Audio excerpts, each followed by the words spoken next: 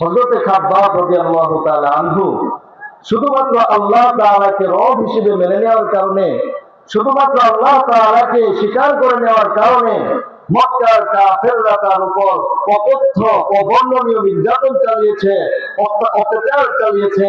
খাব্বাব রাদিয়াল্লাহু তাআলা আনহু নিজের অত্যাচার সম্পর্কে নিজে বর্ণনা দিচ্ছেন। একবার মক্কার কাফেররা খাব্বাব রাদিয়াল্লাহু তাআলা আনহুকে আগুনে পোড়ানোর জন্য অগ্নিকুণ্ড জ্বালিয়েছেন। খাব্বাব রাদিয়াল্লাহু তাআলা আনহুকে ধরে সেই অগ্নিকুণ্ডের মধ্যে নিক্ষেপ করেছেন। তিনি যেন আগুনের মধ্যে পুড়ে পুড়ে ভস্মীভূত হয়ে যেন ছটফট করতে না পারে।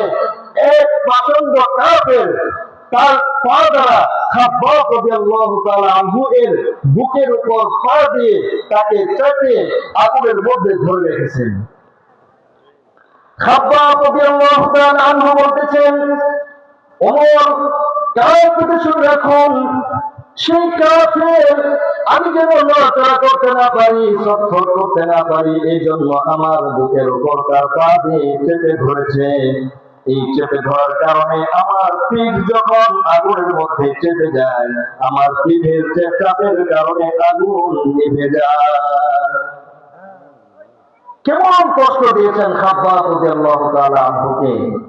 খাব্বাব রাদিয়াল্লাহু তাআলা আনহু তার পরনের যে পোশাক ছিল সেই পোশাকটি খুলে দিয়ে ওমর রাদিয়াল্লাহু তাআলা আনহুকে দেখালেন।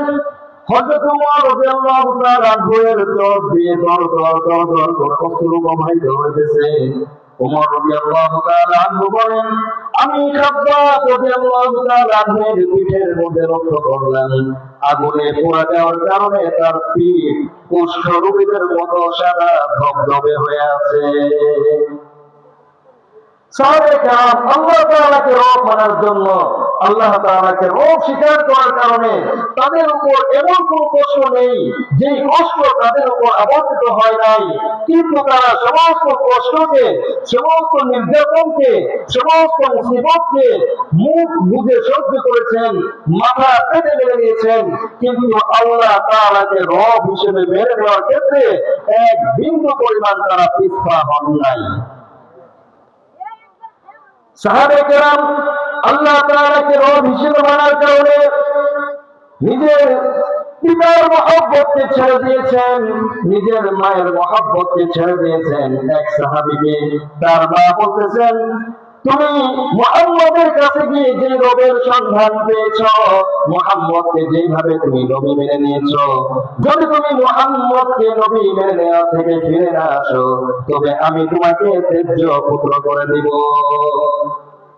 সাহাবী কোনো পরোয়া করেন নাই, নিজের মাকে পরিত্যাগ করেছেন, নিজের বাবাকে পরিত্যাগ করেছেন, নিজের পরিবারকে পরিত্যাগ করেছেন, নিজের সংসারকে পরিত্যাগ করেছেন, কিন্তু সাহাবায়ে কেরাম একমাত্র আল্লাহ তাআলাকে কখনো পরিত্যাগ করেন নাই।